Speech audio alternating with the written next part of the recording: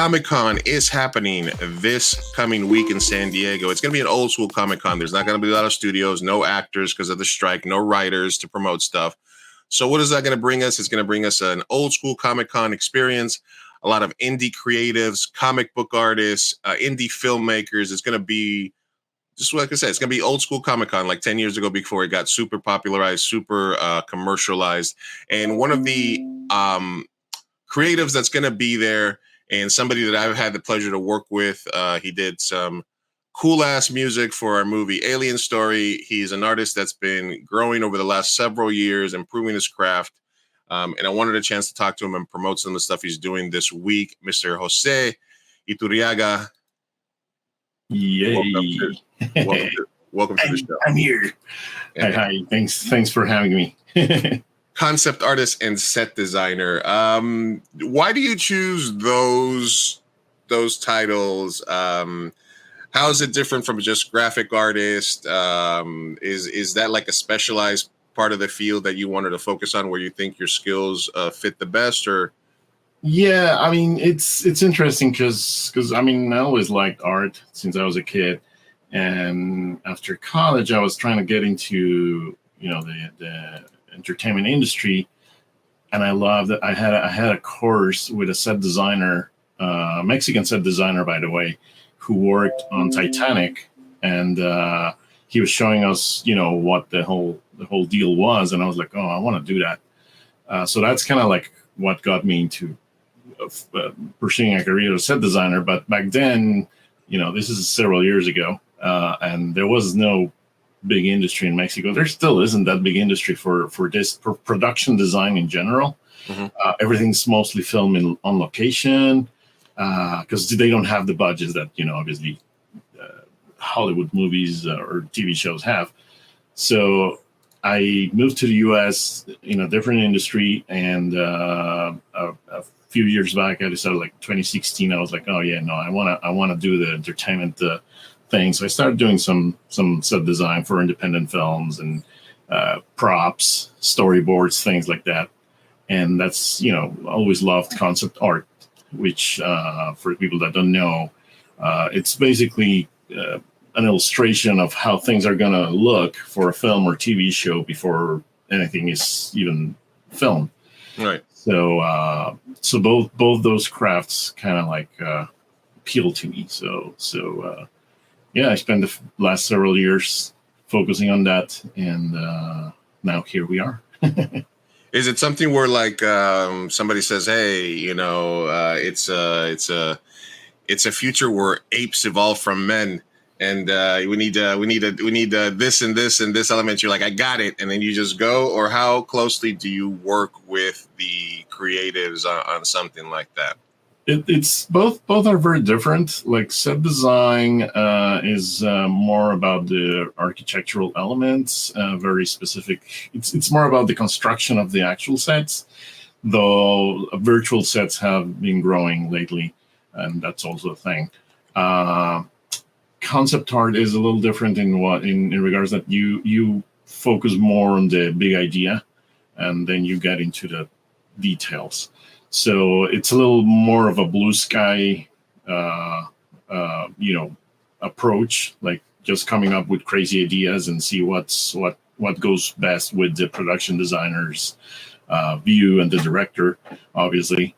So right. they in my case, I'm sort of, it's funny because I'm sort of a noob to the industry, so I'm still like learning all the ins and outs. But yeah, I mean, they basically send me like, hey, this is all these examples of things that we like. We're looking for this type of thing. We have these ideas, and you kind of have to bring them to reality. Yeah, and then just show them, and there's like a few iterations, and then once it's approved by the director, then it goes ahead into production, and even it goes into set design if it's actually set pieces and they need to build. So you need to do the drafting and all that. All that stuff. Art. Yeah. So it's crazy. I'm still surprised of how many moving parts there are, and something that's probably going to be on screen for like 10 seconds, 30 seconds sometimes. So Yeah, well, filmmaking is always a collaborative art. I think that maybe at the indie level, something that we've always talked about is the fact that there's two ways to work with people. And unfortunately, in the indie level, it's like, when you meet somebody, like when I talk to a makeup artist or a graphic artist or something like that, and they're like, yeah, I'd like to work with you. There's a difference between getting somebody to do exactly what you want, which is like them working for you, versus collaborating, where I would be like, hey, I need something for this film and it's set in this, landscape. Can you just go nuts and come up with something? So when you're collaborating, if somebody's collaborating with you, they have to give up a little bit more control of the end product, right? As opposed to it being a job, right? Yeah, I mean, it depends on the project. I mean, it depends on obviously the size of the production. Like a lot of obviously shows, they have so many people involved that you have a certain specific role that you need to fulfill.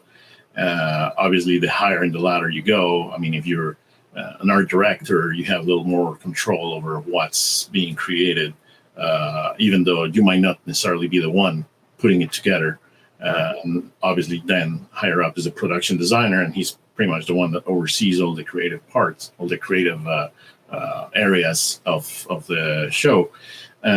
So when it comes to smaller projects, then you have definitely a lot more as a creator, more control of what you want to show and your ideas to come. You're bringing it to the table, right? Yeah, exactly. Unless you're working like on Avatar, where I know that like James Cameron had, I don't know, like 50 concept artists working for like the last 5 years, just coming up with all these crazy ideas. I mean, that's obviously, one of those rare cases, and it depends, it depends on the project. So, but yeah, I mean, there's obviously pros and cons to every type of project. If James Cameron called you tomorrow and he said, would you rather work on Avatar 7 or Alita Battle Angel? Which one would you rather work on? Ooh, man, that's a complicated one. Oh, man. My brain says Avatar, but my heart might go with Alita. Yeah, especially Robert Rodriguez is directing, right? Yeah, for sure, man. All right, let's talk about Comic-Con that's coming up. The big thing, and this is something we're going to be talking on the show tonight, is it's going to be different than, obviously, Comic-Con's actually been different every year for the last 3 or 4 years, because the last time we had a full-on Hall H, packed house, you can't move, was pre-COVID. Then COVID gets canceled. Then we have the hybrid, like Thanksgiving little short Comic-Con they did, which was kind of empty. And then the next year it got a little bit more back to normal last year, but it was still not full on everything. And now we get the WGA writer strike, which already caused a bunch of studios to cancel a lot of promotions and stuff they were doing. And now I just got a list of like 40 panels that were canceled because no actors are coming. So you can't do the thing where you go hang out at the Marriott or the at the bar at the hotels and just see all the famous people, because they're not going to be here. So it's going to be an old school, like maybe 10 years ago Comic-Con experience. While it was super commercialized, did you miss those sort of Comic-Con days? And what are you most looking forward to this kind of old school Comic-Con experience? It's interesting because I moved to San Diego in 2008. So that's when I started going to Comic-Con. Obviously, I've heard of it for years. I mean, it was like, the mecca of comic book conventions. So I always wanted to go. But even back then, you could still purchase your ticket online. Like I bought my tickets back then. Like I think it was probably the week before. I just got online and got a couple of tickets, and it was easy to just get in and out. And it wasn't as crazy, even though it was already having a lot of Hollywood elements to it. Like a lot of movies and TV shows were already coming here. I mean, from what I hear from people that having going to Comic-Con since the 70s, it's obviously totally different. Right. I think the one of the things that changed for me several years ago was when I just got frustrated about trying to get in Hall H and trying to get into a panel, and it was like just spent 5 hours on the line and you didn't get in. So kind of like that had a little bit of of how I changed my approach to Comic Con, and I started going to other stuff, like smaller stuff, independent projects, artists, writers, makeup artists, costume designers, and all that. All those little panels for me were really enriching, because it was like, oh wow, you're learning all the behind the scenes stuff. I mean, yeah, I mean, it's great when you go to see, you know, a whole age panel and there's like, I don't know, Jason Moore is over there, right, Charlize Theron. I mean, that's great. Right. You know, it's a lot of fun. But for me, it was like, you know, not that it was growing old. It was just like I spent so much time waiting on lines. I was like, nah, I'd rather go see other stuff. And that's when I started learning. And that's when I decided, like, oh, I want to do a career change. I want to focus on this. So I think, in a way, this is what's going to happen this year, hopefully, that people go to the smaller panels and independent projects that, you know, they're always been there. It's just that Right. Now it might be, people might be more aware of them because there's no whole H or huge TV shows and TV or movie panels. There might be a line out of room 26B instead of Hall H, right? Yeah, you never know. Well, yeah, you're right. The old school, and ever since I've been in San Diego, I've been sort of aware of Comic Con. And back in the day, it was just, I used to know some people that worked at Comic Con, so they would be like, "Hey, Comic Con's this weekend. You want some passes?" And I'd be like, "Yeah, sure." And then you would show up, and anybody that was like in a stormtrooper uniform was like the default security. You know, they would be the ones manning the lines, and you could just basically like, "Oh, this is happening in Hall H right now," and you could just like walk in, and they'd be like, "Yeah, there's some seats over there."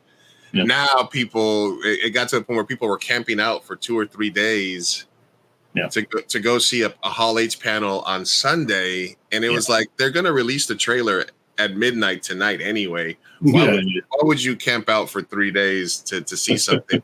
Or, you know, standing in line to get a Funko exclusive that's going to be available at Walmart, you know, in a week, you know. I'm gonna be started with the Funkos, man. Yeah, exactly. Yeah, I got a problem with that as well. So I'm looking forward to being able to spend more time, and you know, the days of like Bryan Cranston walking around, you know, with a mask, and Tobey Maguire walking around in Spider-Man costume and stuff like that. All that stuff. You know, one time I saw Kurtwood Smith just walking around without a mask, and I was like, "Oh my God, it's Clarence Boddicker!"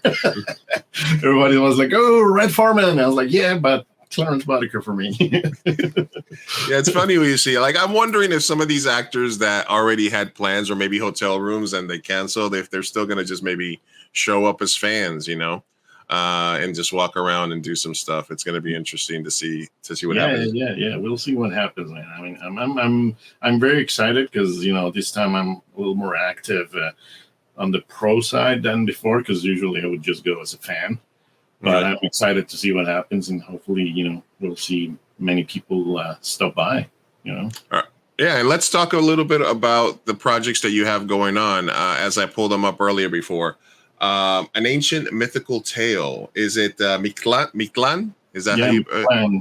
Mictlan. Yeah. So this is an indie game. It's created. It's probably about 85% of the people working on the project are from Mexico.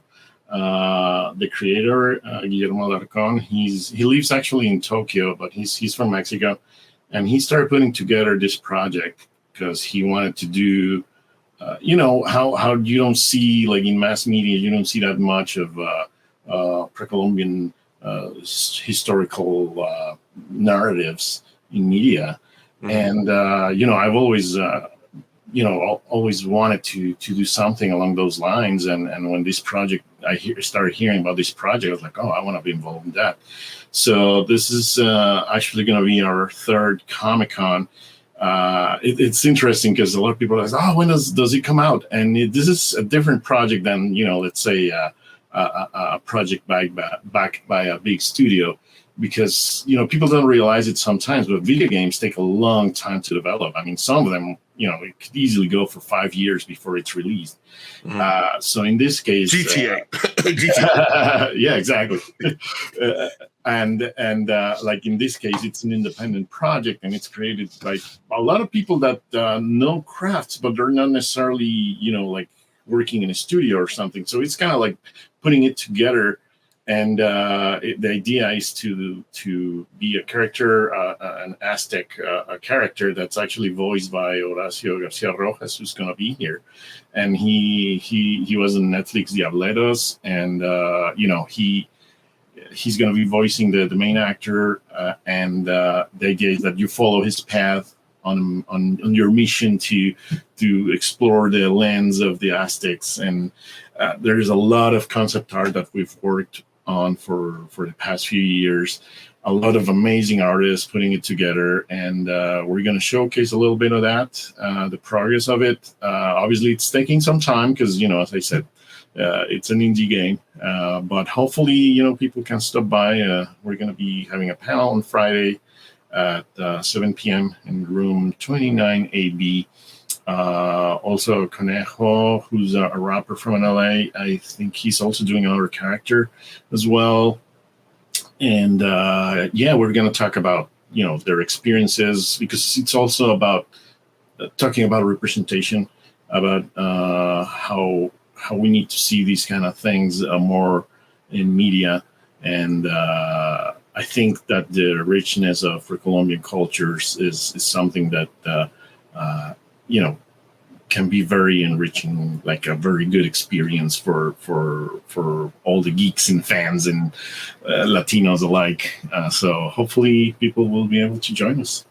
And this is, kind of like a for and about, right? As opposed to something like Apocalypto, which is kind of through like a sort of a more of a white gaze, right, on culture and stuff like that. This is kind of like for us, by us. Yeah, I mean, obviously it's a video game, so it's not supposed to be like a true documentary. It does have. I mean, we've been working with archaeologists and historians to develop the whole world, and it's based on actual things that happen, and the codexes and or the codex is that plural? Codex. And so it's all based on that, obviously, and but we're obviously adding a little bit of flair to make it an enjoyable experience. Kind of think of it's very inspiring, things like Ghost of Tsushima, and things like that. So it's more open world. Got it. Well, hopefully not too small. It's going to be big. All right, so number one thing where I will be Friday at 7 p.m. in room 29AB with special guests Conejo and Horacio Garcia Rojas. So come check out Jose, and I'm assuming you guys are going to be showing little bits and pieces there, talking about the progress of the game, etc. Yeah, there's going to be updates on what we have for people that have been already there the past year. You're going to see new updates, and we're going to have some we can talk to the fans after the panel, because usually we run out of time.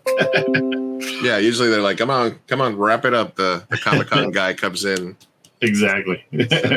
5 minutes for questions. Let's go. All right, and then another thing, because you're gonna be busy this week. Are you gonna have time for cosplaying? Are you gonna bust out the post-apocalyptic Batman this year? Or no, actually, I'm not gonna do Batman this year, but I do have a couple of cosplay ideas that I hope I have time for all of them. But we'll see what happens. No Batman and Wonder Woman roaming. Well, it's just that, man, it gets really hot. Yeah. And we just got hit with really, really high temperatures here. So no, I'm gonna skip Batman this year. Especially anything that has like a leather trench coat. I know. So yeah, there's the Mictlan panel on Friday. Then on Saturday, I'm part of the Art Directors Guild. I joined last year. Now I've been working with them as concept artist and assistant art director. And they do portfolio reviews. They have panels and they do portfolio reviews. And I was invited over to do portfolio reviews this year, which is, for me, it's kind of special because I'm kind of coming full circle, because back in 2016, that was the first time I got my portfolio reviewed by artists from the ADG. And that's when I learned, like, oh man, this is going to take longer than I thought.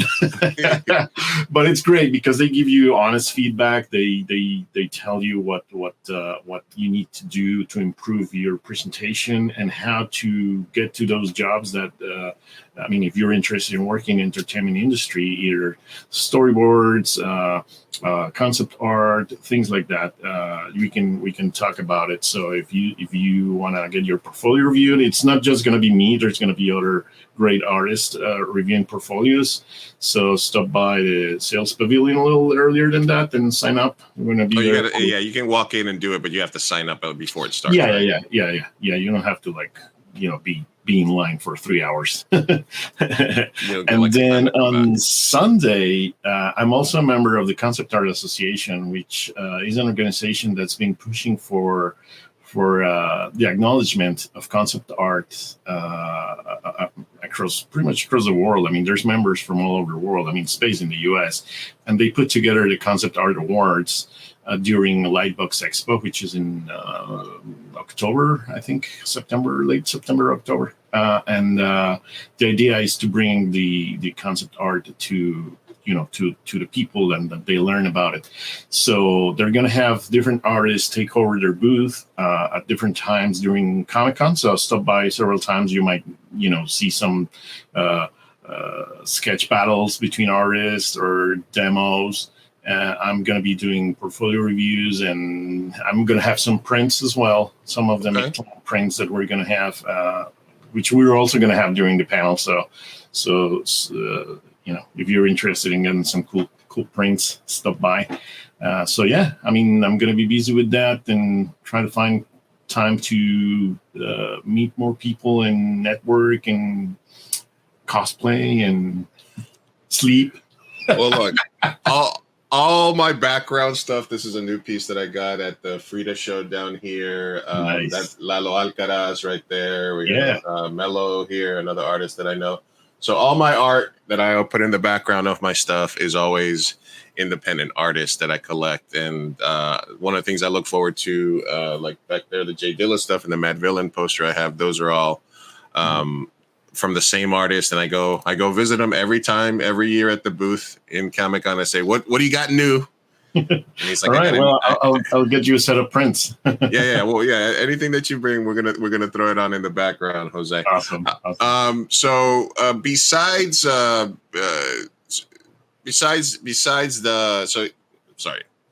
brain fart there.